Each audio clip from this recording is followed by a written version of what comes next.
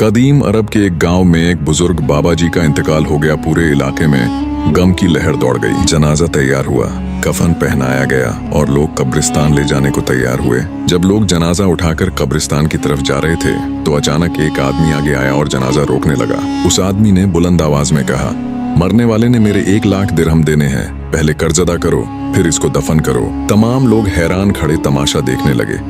वह शख्स जनाजे को रोक के खड़ा था। हैरत की बात यह थी कि कोई आगे नहीं आया। मरने वाले के बेटों ने आपस में मशवरा किया और फिर इनकार कर दिया कि हमारे बाप ने हमें ऐसा कुछ नहीं बताया, हम ये कर्ज कैसे अदा कर सकते हैं। मरने वाले के भाइयों ने भी कहा, जब उसके जायदादों के मालिक बेटे नहीं दे रहे तो हम क्यों दें, हम ये कर्ज नहीं देंगे। अब पूरा मजमा खामोश और परेशान खड़ा था।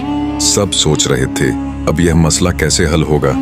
वह शख्स जनाजे का वारिस बना हुआ था। काफी देर गुजर चुकी थी। यह खबर घर की औरतों तक भी पहुंच गई। घर में परेशानियां होने लगी। मरने वाले की बेटी ने जब खबर सुनी कि बाप का जनाजा रोका हुआ है तो वह दुखी हुई और फौरन कुछ करने का फैसला किया। बेटी ने फौरन अपना सारा जेवर उतरना शुरू किया।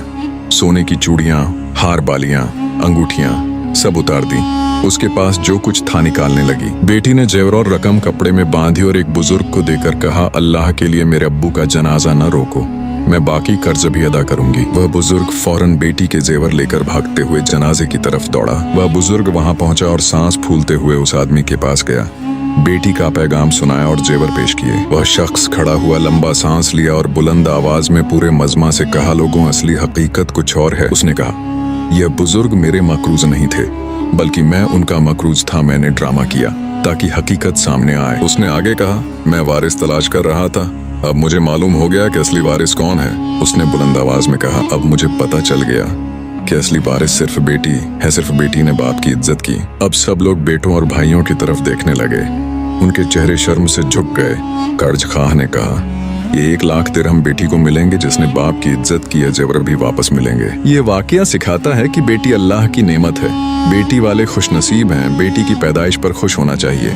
अल्लाह ताला हर बेटी को इज्जत दे और हर वालिदीन को बेटियों की कद्र करने की तौफीक अता फरमाए। आमीन।